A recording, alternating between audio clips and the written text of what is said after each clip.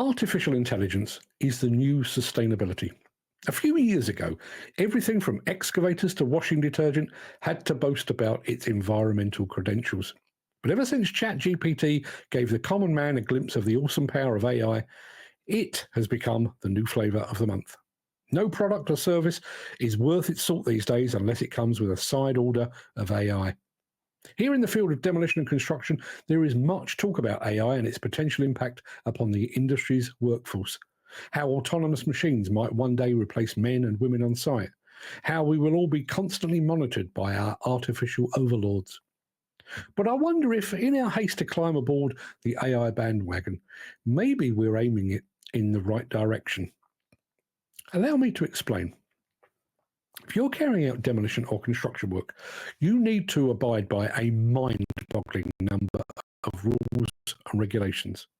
The Health and Safety at Work Act 1974, the CDM Regs 2015, Control of Asbestos Regulations 2015, Work at Height Regulations 2005, Lola Regs 1998, Personal Protective Equipment at Work Regulations 1992, Provision of and Use of Work Equipment Regulations, or PUA, or 1998. Then we get into the rules governing our interaction with the environment. There's the Environmental Protection Act of 1990, Waste England and Wales Regulations 2011, Hazardous Waste Regulations 2005, COSH Regulations 2002, Clean Air Act 1993. There's a heap of building regs as well. Building Regulations 2010, Town and Country Planning Act 1990, Planning, Listed Buildings and Conservation Areas Act 1990, Party Wall, etc. Act 1996. And then there's a big pile of regs relating to industry workers, including Employment Rights Act, National Minimum Wage Act, Working Time Regulations, Equality Act, Modern Slavery. There's the BS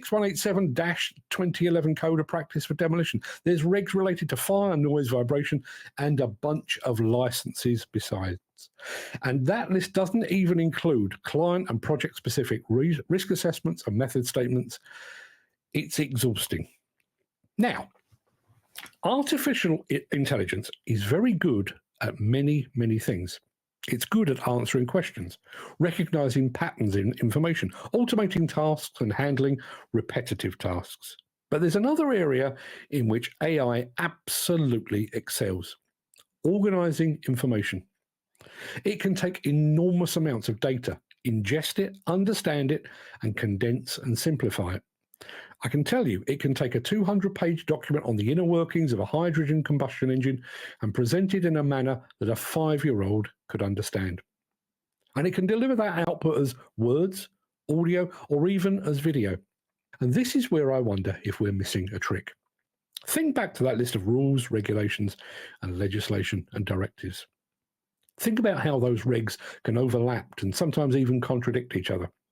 Think about how those regs are actually applied on a day-to-day basis on sites up and down the country. Think about the challenges faced by employers and site supervisors trying to A, communicate all of these rules, and B, attempting to ensure that everyone on site abides by those rules. Surely, if we're to employ AI anywhere within the demolition and construction industry, the deluge of onerous, time-consuming, soul-destroying, energy-sapping regulation would be a pretty good starting point. Imagine plugging all of those regs into an AI and having the AI condense it down to bite-sized chunks that can actually be digested by anyone. Struggle with reading? No worries, there's an audio version available. English not your first language? Simples. The AI can produce all of this and a whole lot more in any language you care to mention. Want a version for the site management team or one tailored to the general workforce? It's as simple as pressing a button or simply entering a voice command. The possibilities, as they say, are endless. How's this for another example? Rather than hosting toolbox talks or pre-start briefings with workers with a variety of learning and language challenges, send a tailored toolbox talk to their smartphone in a language or at a learning level they can understand and even engage with. Planning an industry future in which autonomous machines roam UK demolition sites, communicating with each other silently, is all fine and dandy. But any such future remains a long, long way off. Simplifying the way in which work is regulated, scheduled, monitored, and managed is something that AI could improve today. All of which kind of begs the question, given the many benefits of AI, why are we so focused on replacing those on site tomorrow when we could be replacing those in offices today? And just one final point. Given that many site supervisors now sit in offices and cabins, shuffling paperwork, filing endless reports and updates, would anyone on site actually notice if they were suddenly replaced by AI?